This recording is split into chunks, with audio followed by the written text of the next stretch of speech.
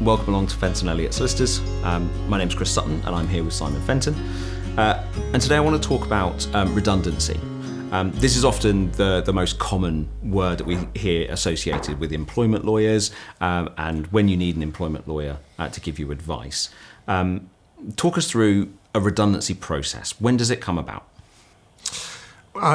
So if we can, I'll go a bit before that. Like you, I hear the word redundancy a lot, and employers will say, we want to make somebody redundant, we don't like them. And you go, okay, that's not the same thing. Ultimately, one way of thinking about redundancy is to think, do we have fewer people at the end of this process and going forward than we did at the beginning of the process? If you have a staff of 20, or let's say a staff of 15, and you go through a redundancy process, and then there are 13 people left, and then for the next year there are 13 people, then that sounds like a starting point for a redundancy, fewer people. What you can't do is make somebody redundant and then replace them, because clearly they're not redundant. Redundant meaning superfluous or unnecessary. Yeah, the key is you don't need that job anymore. You don't need that job anymore. You don't need that number of people to do that amount of work. And although it was the sort of the first bit of law which could be considered to be employment law from the 1960s, it's still a concept which people struggle with, because it's not always that straightforward.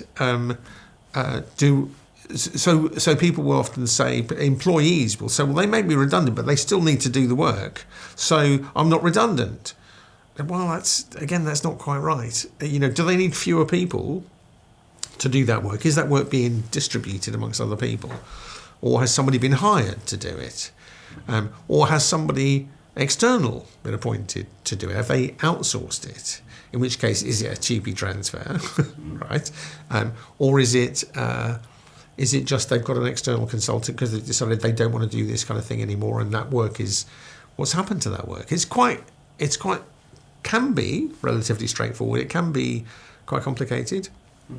Reorganisations will often, a company will have an organisation chart, and they want to put that person over there and take that division over there and move this person down and slot somebody above, and it gets quite messy. And then all of a sudden they don't need somebody; they need one fewer person. It's like, okay, well, is that a reorganisation? Is it a redundancy? Do we need one more person? It can be a bit complicated. It's not always obvious. The one I had, I think we've talked about in the past, when the owner of a company tapped a chap on the shoulder at his workstation and said, "I'm making you redundant. Don't come back after Christmas." May well have been a legitimate redundancy, but redundancy, to be fair, is a two-stage process. There has to be a redundancy situation, meaning fewer people, and you've got to follow a fair process. And the process can be, is longer or shorter. If you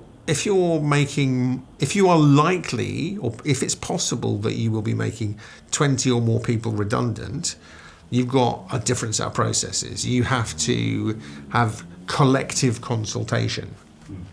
You have to elect employee representatives and discuss the forthcoming redundancy programme with elected employee representatives, and then with the individuals concerned as well. If it's fewer than 20 people, you don't have to do the collective consultation. But essentially it's a two-stage process. Is this a redundancy situation? And then what's the process to follow? Okay. Yeah. And either of those is wrong. It goes from being a redundancy to an unfair dismissal. Can I give you an example? Sure. See if it fits. So what about when owner runs a business and they've had a member of staff off sick for an extended period of time? Yeah. And that member of staff is looking like they might be returning in the foreseeable future, but the business has coped perfectly well without them.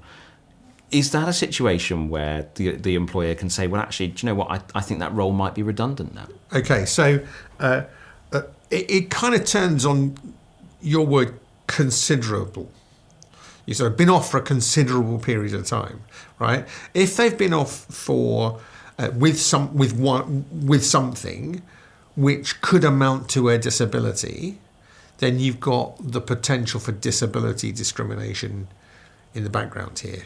You know, was I dismissed because I'm disabled and couldn't do this job? Should you have given me a bit of a greater break and an opportunity to get back to work?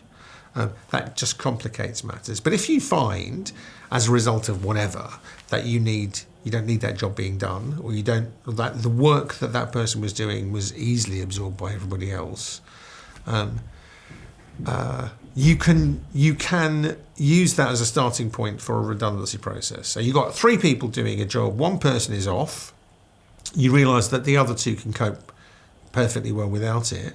If you're going to go through a redundancy process, you're selecting 1 from 3, so it's not automatically the person who is off sick. Yes. 1 from 3, you go through a process. You score them on criteria, you interview them, you give them an opportunity to make representations about why their score on certain criteria might be lower, and then you select somebody. So if you go through a fair process in that circumstance and the sick person has come back to work and is working fine, they may not be the person that goes. You just might have realised you don't have enough work for 3 people. So can an employee challenge the redundancy process, saying it wasn't fair enough? Yes. Employees can challenge anything, always, at any point, in any kind of... They can always challenge stuff. So yes, they can challenge it. And, you know, they challenge it on there was no genuine redundancy, you just replaced me, or the process wasn't fair.